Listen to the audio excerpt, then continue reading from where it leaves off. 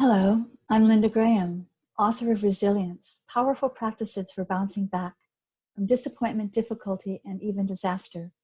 In this series of conversations, you will learn from many experts offering practices helpful to them in recovering their own resilience.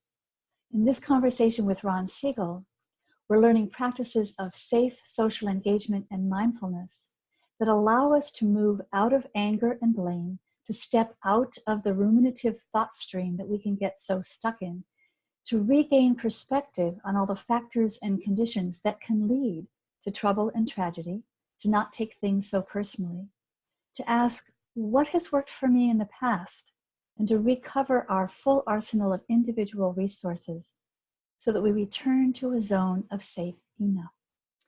Welcome to this conversation exploring resources for recovering resilience. Today I'm talking with Dr. Ron Siegel. Ron is an assistant professor of psychology at Harvard Medical School, where he's taught for more than 35 years. And he's on the board of directors and faculty for the Institute of Mindfulness and Psychotherapy. Ron is a longtime meditation practitioner, and he teaches internationally about mindfulness, psychotherapy, and mind-body treatment. He is the author or editor of several books, including The Mindfulness Solution, Everyday Practices for Everyday Problems, Mindfulness and Psychotherapy, and Wisdom and Compassion in Psychotherapy. Ron and I have had many long conversations about all of the above. It's always a joy. And it's a joy today to welcome you here, Ron, and thank you for sharing your time and your wisdom. Nice to be here with you. So if we view resilience as capacities to face and deal with life's challenges and crises, to the capacities to cope skillfully and effectively with everyday disappointments, everyday problems, and even disasters, do you have an example from your own experience or from other people's experience when you've had to bounce back from something challenging, and what was helpful to cope resiliently at the time? You know, one of the things that comes to mind for me when thinking about resilience are two things. One is, what is it that makes some people bounce back pretty quickly from difficult situations, whereas other people don't? We have all these stories of, say, two combat vets, they're in the same platoon, one comes back, they seem more or less okay, and the other one, their life is really quite derailed by it. So, what is that je ne sais quoi, that magic that allows some people to come back? And then one way to perhaps access that is to think of some of the extraordinary stories. And so I don't have a particular example. I have a little bit of an aggregate example. Okay. And the aggregate example is the stories that so many of us have heard over time, and they're so moving, where somebody has experienced something really horrible. What comes to mind is, your kid has been killed in random gang violence, and the kid wasn't even in the gang. They were just, riding their bicycle through the neighborhood, and it happened. And the parents, somehow or another, managed to turn this around and create a dynamic program to help kids who are in gangs to not stay in them, and help other kids to not get into gangs. And to my mind, that's an extraordinary example of resilience. And we've all read about these, they happen from time to time. It's like, what is happening there? So I've given this some thought and spoken some to people who have not directly experienced it, but once removed experienced this. And interestingly, what happens is it seems that people start to see the tragedy through the lens of what in Buddhist psychology is called dependent origination, which is a fancy sounding phrase for the fact that all events occur as the result of factors and forces and conditions. In other words, certain situations make things happen. And one of the things we do know in general, and from studying trauma, is that when the trauma is at the hands of another person, we tend to have much more difficulty recovering from it than if it's from some natural event. If we're driving and a tree fell and it's tragedy, something bad happened, but it's somehow easier to get over that than if somebody deliberately did something to harm us. So this becomes, to my mind, very interesting because it gets into how we understand our world. Somehow, the people whose kid was killed from the gang violence have managed to see the death of their child not due to some kid being awful and horrible and evil, but factors and forces and conditions that made some kid join some gang, pick up a gun, and do the foolish thing that resulted in this tragedy. And so one aspect that I think is very interesting in looking at resilience is, what is that somehow enables somebody to step back and actually see the whole picture, as opposed to what most of us do, which is to very easily move into anger and blame and the like. And in musing about this, if I can say one more thing about fleshing out this incident, I started wondering, where does the idea of blaming others for misfortune come about? How does that come about developmentally? Because when a 6-month-old child is fussing and carrying on and keeping us up at night, we don't usually think, what a rotten kid, what an evil child. We think, well, they're wet. Maybe they're getting a tooth in early. Maybe they're hungry. Maybe, they have a cold or an infection or something. We look for the factors and forces that make somebody do it. When a 6-year-old child misbehaves, well, we look for factors and forces. Maybe they're having a hard time at school. Maybe they haven't had enough sleep. But we do start to think, maybe they're a spoiled kid. Maybe they're a bad kid. When a 16-year-old child misbehaves, it's pretty easy to think rotten kid, and start thinking bad parent. And if it's us, we think we're the bad parent. So this whole process of blaming the other, or creating blame, which seems to be one of the factors that makes us be not so resilient and not bounce back so easily. I think it's just very interesting. The examples of the people who heroically bounce back from tragedy may give us a hint as to one way that we might start to understand this. Once, of course, we've gotten past the initial grief and anger and all the emotions that are necessarily going to be part of this. Do you have recommendations or suggestions for people to practice or strengthen this perspective ahead of time before there is the stressor or the emergency? How can people cultivate that wise view? Well, I think there are a number of them. I think one of them, this probably will not be original to me in your series, is simply mindfulness practice. Mindfulness practice helps us to do this in a few ways. One is, it helps us to step out of the thought stream. When we're practicing mindfulness and we're repeatedly coming back to the breath or some other object of attention, we're learning to see thoughts as thoughts. We start to experience them much more as epiphenomena, or like clouds passing through the proverbial sky of the mind. And as a result, we don't necessarily believe in each one as much. And that is one way to get perspective. Another way that mindfulness practice, I think, helps us with this is when we're sitting in meditation, and some discomfort arises, an itch or an ache or some other bodily discomfort, we gradually learn how to simply turn the attention to the moment-to-moment bodily discomfort, rather than compulsively or impulsively feel like we have to correct it, change our posture, scratch, whatnot. And we start to see, bodily discomfort comes and goes. And then those two things get put together as our mindfulness practice deepens, and we start to use mindfulness to work with emotional states.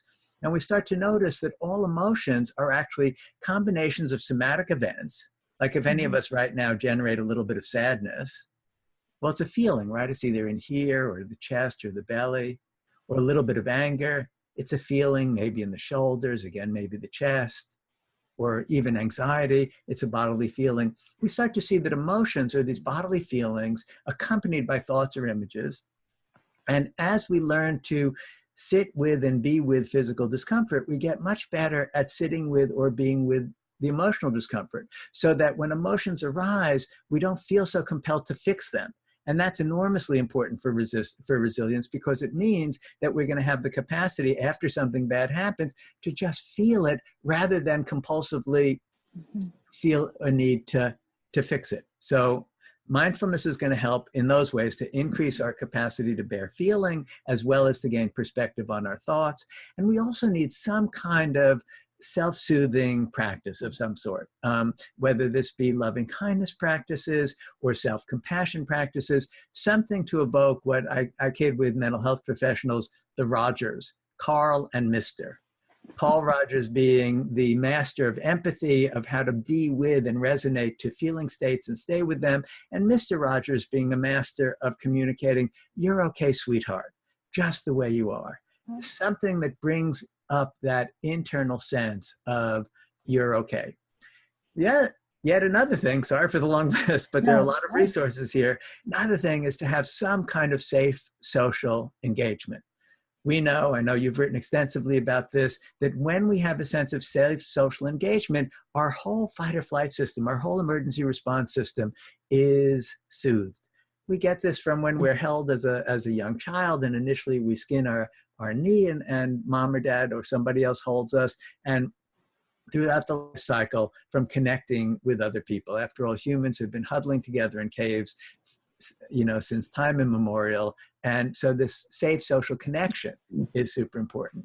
And I would add having some of the perspective of this dependent origination, to start to examine it in life, notice every time that we react to something, in a sense, taking it personally, as though this happened to me and it's my, either it's my fault or another person's fault, and start to see how, so many things arise from these factors and forces. And I think all together, these kinds of practices help us to have some resources, some ballast to rely on when the bad stuff happens. So do you have recommendations for people when the mindfulness and the self-soothing and the safe social connection and even the perspective taking, not taking things so personally, is just not working in the moment? They're still stuck, overwhelmed, the resilience is nowhere to be found. What can you suggest people do then?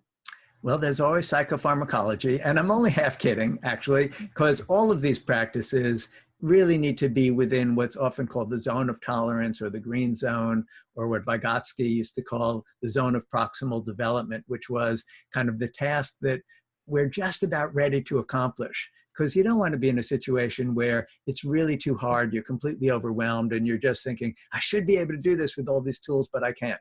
So whatever might work for somebody to get into a zone where they're safe enough. And my guess is it probably is a combination of one of the things I mentioned, but it could be watching TV for somebody. It could be just going out for a walk. It could be doing aerobic exercise. I'll tell you, when I'm particularly overwhelmed and not feeling very well resourced, and in my case, I tend to get super anxious rather than depressed or angry. We all have our flavors of overwhelm. If I'm in really bad shape like that, I find a sequence of going out for a run or doing some other kind of vigorous aerobic exercise, which is anxiolytic and helps the muscles to relax some, followed by some yoga, basically gentle stretching and breathing, again, letting the muscles relax, and then meditating for a while. And if the gods are with me, maybe I can calm down and get some perspective on that day. But sometimes it takes a lot. Sometimes it takes the full arsenal to do that. But I think, while there are all these suggestions, for any given individual, it's really helpful to just reflect what has worked for me in the past and start to think maybe that is a good entree, even though these other methods, which one or another person may or may not have tried, may be helpful, but also maybe not. And I think it is very individual and very trial and error to figure out what might work for us. And thank you for sharing your personal sequence that seems to reliably help you. Do you have, in the last few minutes here, do you have any additional thoughts or insights about resilience, even things that we might not necessarily think of or associate with resilience, but seem to be important for people to be able to bounce back? Well, some of the factors in resilience are kind of simple. They're the things that we think of when we've got a kid who's not being very resilient. Like, how resilient are we after a day when we've had enough sleep versus a day when we haven't had enough sleep? How resilient are we after a day where we've been eating a reasonably good diet versus a day where we've been eating a lot of crap and going through sugar highs and lows? Is one of my particular addictions. How resilient are we when we've been moderate in the use of intoxicants versus having been immoderate in the use of intoxicants? Many of the things that we think of as sort of generally good for us are really good for cultivating resilience. I know that if I've had a good night's sleep, my chances of handling some challenge that comes up at work or interpersonally at home is a lot better than if I've been pretty sleep deprived, where I'm just fragile, I just get younger, I just have more difficulty. So, it's interesting with things like critical incidents debriefing, which is where they send mental health professionals in after some horrible thing has occurred in the world to try to help people.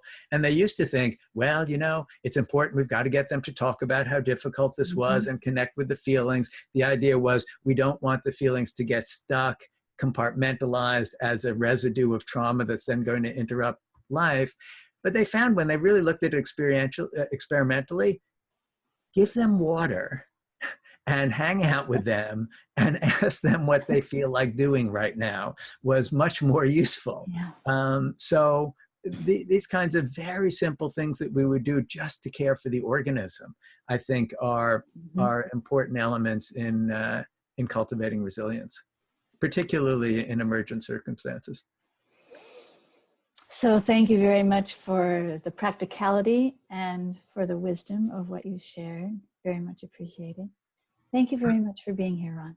Yeah, and thank you for allowing me to share the thoughts with everybody, and thanks for inviting me. So these conversations will be archived on my website, lindagraham-mft.net. May these teachings be truly useful to you and yours.